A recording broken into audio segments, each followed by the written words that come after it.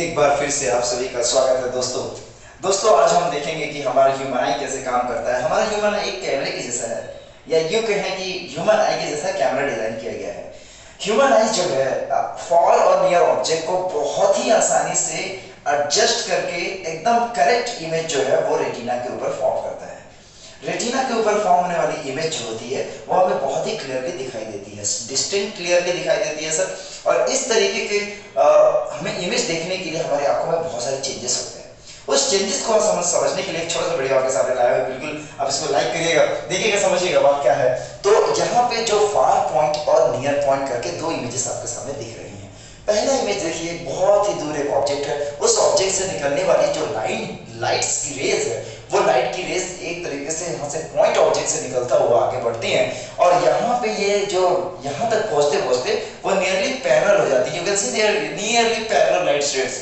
तो ये parallel light raise को जो लेंस होता है ह्यूमन आई अपने कर्वेचर को कम कर देता है। कर्वेचर का मतलब इसका गोलापन, अपने गोलापन को कम करके थोड़ा सिलेंड्रिकल शेप में हो जाता है, जिसकी वजह से वो सारी लाइट्स को कन्वर्स कर पाता है रेटिना के ऊपर एग्जैक्ट। और अगर रेटिना के ऊपर कन्वर्स कर पाता है तो बहुत ही आसानी से क्लियरली इमेज बनती है सर। लेकिन कुछ केसेस में ऐसा होगा कि यहाँ पे जो सीलियरी मसल्स है, उस सीलियरी मसल्स उसको एडजस्ट करने में प्रॉब्लम क्रिएट करती है, जिसकी वजह से ये हो नहीं पाता है। आपको दूसरा केस दिखाता हूँ जिसमें हम अगर किसी पास की चीजों को हम देखना चाहते हैं and it should be beyond the 25 centimetre because it is the minimum distance that we can see clearly और डिस्टिंक्टली एनी ऑब्जेक्ट।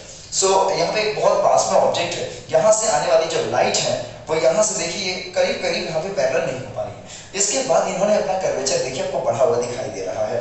यहाँ पे कर्वेचर कम है, यहाँ पे कर्वेचर ज्यादा है। अगर यहाँ पे कर्वेचर कम है तो इसका मतलब सीलियरी मसल यहाँ पे रिलैक्स कर रही है, वो पुश नहीं की है। बिकॉज ह्यूमन लेंस को पुश किया जा सकता है, ह्यूमन लेंस को पुश करके उसको दबा के उसका साइज या राउंडनेस या कर्वेचर चेंज किया जा सकता है। यहाँ पे रेटिना उसको पुश करता है, उसको राउंड करता है, राउंड करने से इसका कर्वेचर बढ़ जाता है, कर्वेचर बढ़ता है, पावर बढ़ जाता है, और पावर बढ़ता है तो लाइट रेस को जल्दी से कन्वर्स किया जा सकता है। अगेन इसको कन्वर्स करके रेटिना पे करना है, क्योंकि रेटिना पे करेंगे तभी हमें क्लियरली दिखाई देगा।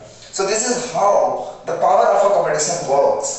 Power of accommodation is the phrases that explain how human eye, with the help of ciliary muscles and human lens, it adjusts the focus length with the help of ciliary muscle and lens। तो ciliary muscle और lens की मदद से ये adjust करता है, retina पे focus करता है, जिससे हमें कोई भी चाहे दूर का ऑब्जेक्ट हो या पास का ऑब्जेक्ट हो हमें क्लियरली दिखाई देता है। अगर बेटा आप इस चीज को एक्सपेरिमेंट करना चाहते हो, देखना चाहते हो कि सही में ऐसा काम होता है कि नहीं, just you have to hold your thumb inside your in front of your face and first of all you have to focus first the tip of the thumb and other background will be blur.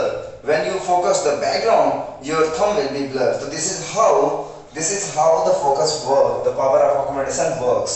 So इसी तरीके से ये होता है। अब अगर यहाँ पे सीलियरी मसल काम करना बंद कर दे या उसमें थोड़ा बहुत एडजस्टमेंट कम हो जाए तो इसकी वजह से दो तरह की प्रॉब्लम देखने को मिलती है, मायोपिया और हाइपरमेट्रोपिया, जिसको हम अगले वीडियो में देखेंगे।